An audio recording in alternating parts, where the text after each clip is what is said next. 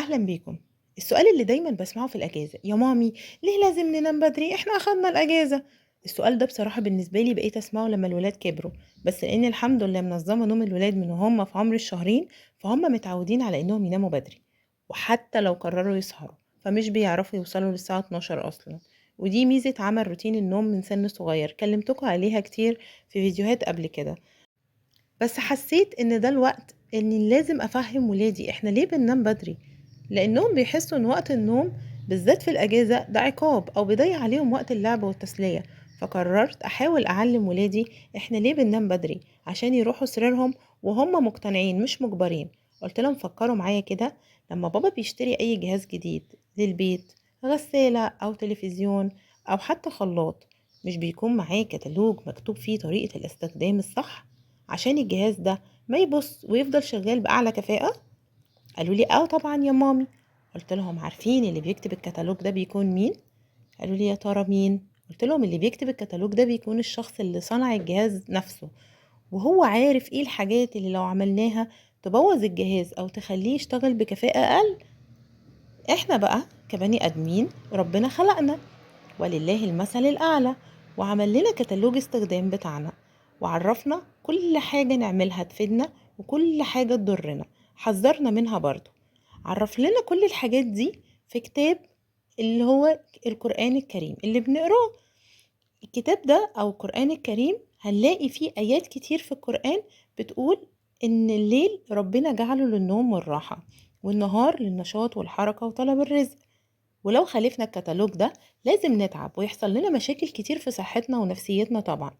تخيلوا كده معايا ان جسمكم زي التابلت او الموبايل اللي بتستخدموه، يحصل ايه لو فضلنا ماسكين التابلت طول اليوم من غير ما نحطه على الشاحن؟ اكيد هيفصل، صح؟ طيب ولو حاولنا نشغله بكرة مش هيشتغل. بالظبط، النوم هو الشاحن الخارج بتاعنا. والنوم بدري تحديدا مش بيكون شاحن بس، لا، بيكون وقت الصيانة. لما بننام بدري في فريق صيانة سري جوه جسمنا بيبدأ يشتغل. الفريق ده ذكي جدا ومش بيعرف يشتغل والأنوار منورة أو وانتوا صاحيين. يعني يا عمر، لما بتنام بدري مخك بياخد كل المعلومات اللي اتعلمتها في الكورس بتاعك أو أي معلومات جديدة، ويبدأ يرتبها في ملفات عشان لما تصحى تلاقي نفسك فاكرها وفاهمها كويس. انتوا يا بنات مثلا لما بتناموا بدري برضو، انتوا واخوكوا جسمكوا بيطلع حاجة اسمها هرمون النمو. فريق الصيانة بيبدأ يصلح أي تعب خلال اليوم في جسمكوا، ويبني عضلات عشان تصحوا أقوى وتكبروا وتكون مناعتكم أقوى. فاكرين جيش المناعة اللي اتكلمنا عنه قبل كده؟ النوم بدري برضو بيخلي فريق الصيانة يساعد جيش المناعة عشان يقوى أكتر وأكتر. سألوني طب هيحصل إيه يا مامي لو نمنا متأخر أو نمنا الصبح وأول ما ننام فريق الصيانة يجي ويعمل الصيانة اللي بيعملها بالليل؟ فقلت لهم لا طبعا مش هينفع، لأن جوه جسمنا حاجة اسمها ساعة بيولوجية. الساعة دي ربنا مبرمجها جوه عقلنا بتشتغل بالصوت والضوء، ولما الليل بيجي بتبعت إشارات للجسم إنه يسترخي، وتبدأ الفريق الصيانة يشوف شغله، لكن ما يعرفش أو ما بيجيش بس أبدا أبدا الصبح. فحتى لو نمنا الصبح نفس عدد الساعات اللي بننامها بالليل بنقوم تعبانين، لأن احنا جسمنا مش بيستفيد أبدا أبدا بالحاجات اللي بتحصل بالليل. وتخيلوا كمان لو سهرنا بالليل هنصحى متأخر جدا، مش هنلحق أصلا نشوف الشمس. والشمس دي هي اللي بتدينا فيتامين د. عارفين ايه فيتامين د ده؟ فاكرين الفيدراب اللي كنت بديهولكم وانتوا صغيرين ولحد دلوقتي ساعات بناخده؟ فيتامين د ده بيقوي عظمنا وبيخلينا نحس بالبهجة. لكن لما بنصحى متأخر واليوم يضيع بنحس ان يومنا كله كئيب وضلمة، ونصحى مقريفين من غير سبب. فاكرين لما قلت لكم في الاول ان احنا لو خالفنا الكتالوج هيحصل ايه؟ صحتنا هتبوظ ونفسيتنا هتبوظ. طيب، فاكرين كمان الفرامل اللي اتكلمنا عنها في موضوع التلفزيون والتحكم في النفس؟ اللي مش بينام بدري فرامله بتصدي وتضعف، هتلاقوا نفسكم صاحيين بتعيطوا من اقل حاجة ومش قادرين تتحكموا في غضبكم، لان مخكم ما خدش وقته عشان يرتاح ويشحن بطارية الصبر. النوم بدري مش معناه ان اليوم خلص ابدا، معناه ان احنا بنستعد لمغامرة بكرة بقوة اكبر.